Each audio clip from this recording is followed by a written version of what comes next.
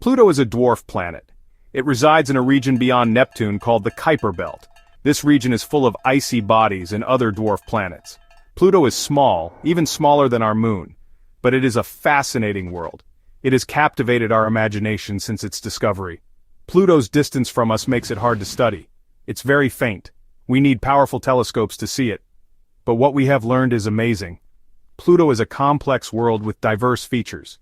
Pluto reminds us that there are still mysteries to uncover in our cosmic backyard. In 1930, a young astronomer named Clyde discovered Pluto. He was searching for a mysterious planet X. This planet was thought to be affecting the orbits of Uranus and Neptune. Tombaugh spent countless hours at the Lowell Observatory. He meticulously compared photographic plates of the night sky.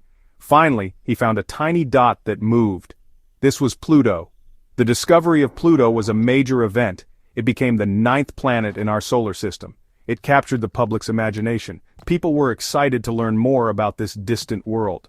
A young girl named Venetia Burney suggested the name Pluto. She thought it was a fitting name for a dark and icy world.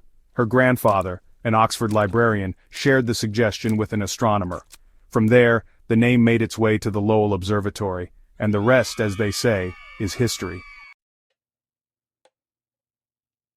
For decades, Pluto was considered the 9th planet.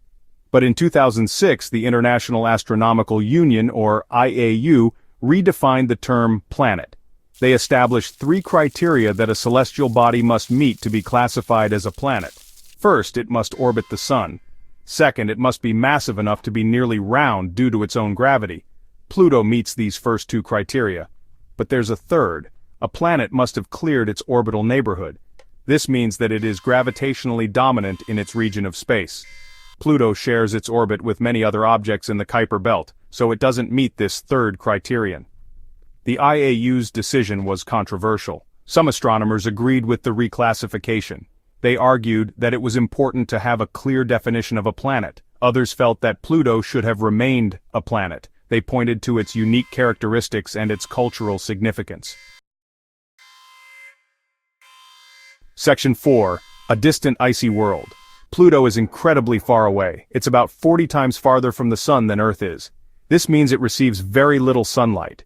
As a result, Pluto is extremely cold. Its surface temperature is estimated to be about -375 degrees Fahrenheit or -225 degrees Celsius. That's colder than the coldest winter day on Earth. Pluto is also quite small. It's only about 1,473 miles or 2,370 kilometers in diameter. That's about 2/3 the diameter of our moon. Because of its small size and low mass, Pluto has a weak gravitational pull. Pluto's orbit is also unusual. It's highly elliptical, meaning that its distance from the Sun varies greatly. At its closest point, Pluto is about 2.7 billion miles, or 4.4 billion kilometers, from the Sun. At its farthest point, it's over 4.5 billion miles, or 7.3 billion kilometers away. This means that Pluto's temperature changes significantly throughout its orbit. Section 5. New Horizons explores Pluto. For decades, our view of Pluto was limited. We relied on telescopes. But in 2006, NASA launched the New Horizons spacecraft. Its mission was to study Pluto up close. After a 9.5-year journey, New Horizons finally reached Pluto in July 2015. The New Horizons mission was a resounding success. It provided us with the first high-resolution images of Pluto. These images revealed a surprisingly diverse and complex world. We saw towering mountains, vast plains, and even what appeared to be glaciers. New Horizons also studied Pluto's atmosphere. It found that Pluto's atmosphere is thinner than expected, but it's still surprisingly complex. It's composed mainly of nitrogen, with traces of methane and carbon monoxide.